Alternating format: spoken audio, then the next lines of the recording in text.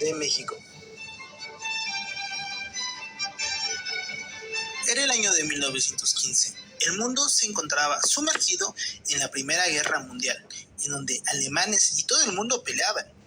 En México ocurría el segundo periodo de la Revolución Mexicana, en donde se daban bajas tremendas. Miles de muertos y heridos se daban en todo el país.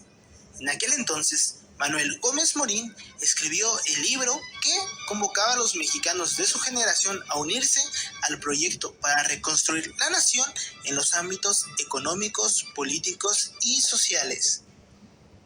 Durante 1929, las facciones revolucionarias se aseguraron el poder a través de la formación del PNR, Partido Nacional Revolucionario, logrando desorganizar a todos los partidos anteriores. Asimismo, uno de los intelectuales en México, José Vasconcelos, hacía renacer la esperanza a través de su ideología en esta coyuntura. Manuel Gómez Morín escribió una carta a Vasconcelos donde decía lo siguiente: yo siempre he creído que lo importante para México es lograr integrar a un grupo lo más selecto posible, en condiciones de perdurabilidad, de manera que su trabajo, sin precipitaciones, pueda ir teniendo cada día, por esfuerzos permanentes, un valor y una importancia creciente. Era lo que le escribía Gómez Morín a Vasconcelos, pero lamentablemente Vasconcelos jamás hizo caso de esto, razón por el cual se apagó la llama vasconcelista. Ante los hechos políticos que acontecieron en el país entre 1933 y 1935, años de agitación social y de crisis económica, cuando el Partido Nacional Revolucionario logró desmantelar las clases políticas, organizar a obreros y campesinos en los sectores de su partido, surgieron grupos de oposición, cuyo denominador fue el rechazo al régimen político emprendido por el Estado. Razón por aquel entonces que Gómez Morín escribía también lo siguiente: un pesado tolvenara de apetitos desencadenados, de propaganda siniestra, de ideología, de mentiras sistemáticas, impide una visión limpia de la vida nacional.